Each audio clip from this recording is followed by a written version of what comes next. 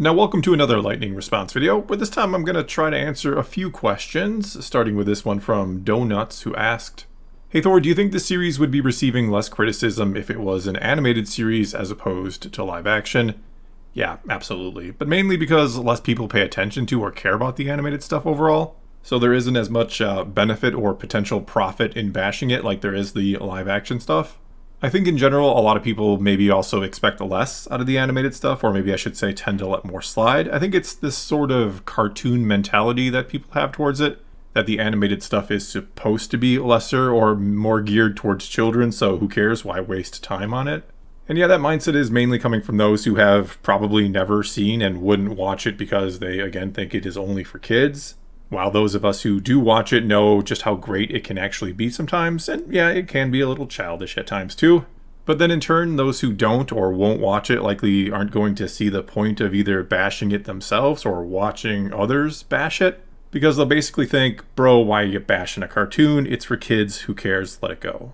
Alright, next question comes to us from Timbo Slice, who asked, "Hey Thor, do you think that translating animated characters over to live action will eventually ruin all of those characters? Disney's track record with live-action versions of animated characters is not great, and it seems to diminish much of the liveliness of those characters that we've come to love. Maybe those two formats shouldn't cross paths." Well, I don't know that it necessarily ruins them or all of them, but I do think there might be a sense of disconnect for some people when you go from animated to live action, that it's hard to, as you kind of say, capture that same sort of liveliness in them. I mean, I think Rosario Dawson so far has done a really good job playing Ahsoka, but I do think there's something missing, that she's not as animated as Ahsoka is in animation. That said, it might actually come off as, I guess you could say, kind of cheesy if she was acting too animated, if you will. I also think part of the way she is, or why Rosario is playing her this way, is because of where Ahsoka is in her life right now. That she's obviously not that spirited kid anymore, the one she was in Clone Wars, and she's even grown or been through quite a bit since we last saw her in Rebels. All that said, I do think that for whatever reason, it's just much easier to go the other way. It's much easier to take live action characters and transition them to animation and have us just accept it. Maybe because, and kind of going along with the previous comment there, but people do tend to be more forgiving or willing to accept things being a lot more stylistic in animation. Either way, I don't hate taking characters that started in animation and bringing them to live action, but the level of effort certainly needs to be there, and it really hasn't been with all of them. I think we just need to look at the Grand Inquisitor for an example of that. Alright, and kind of going along with that question, we have this one from Jobt, who asked, "Hey Thor, do you think that the trio plus Chewie and Lando would have been more easily added into the Mando-Verse stories if it were animated?" And actually, I still think something like this is possible or could happen. I mean, I've predicted that at some point in the not-too-distant future, we're going to see all these characters return. My theory is that since we're not all that far from AI and just technology in general being able to create truly believable characters, kind of finally crossing that uncanny valley, if you will, that it's only a matter of time before Disney and Lucasfilm bring them all back.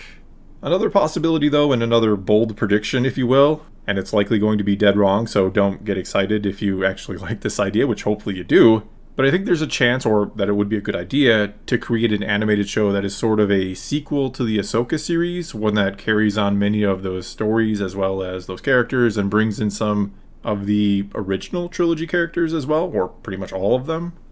You then make it centered around or during this coming war between the Imperial Remnant and New Republic. It'll be more Clone Wars style, meaning this would be an anthology style show.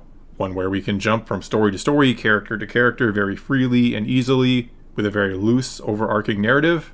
And then you could still do the 3 to 4 episode story arcs like Clone Wars often did, or exclusively did in those later seasons.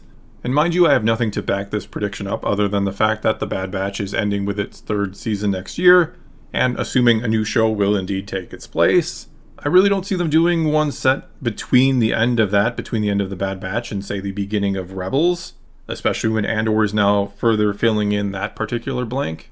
I also don't see them doing anything set during the original trilogy because, well, for one, the comics are beating that time period to death, and for two, I just don't think they want to go there with another movie or show or whatever. I don't think there's really anything that interesting to do with it anymore. Also, I think it just makes sense to create something that goes along with the Mando-Verse time period, since it is the focus right now. Something that, again, with it being anthology style, it could cover lots and lots of ground or different areas or aspects of the time period.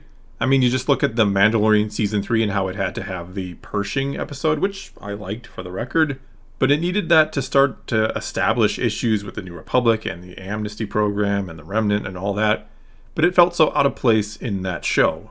In other words, an anthology-style animated show would give them a ton of flexibility or utility to dig into different parts of the story or time period to help build up to the movie and just building the time period in general.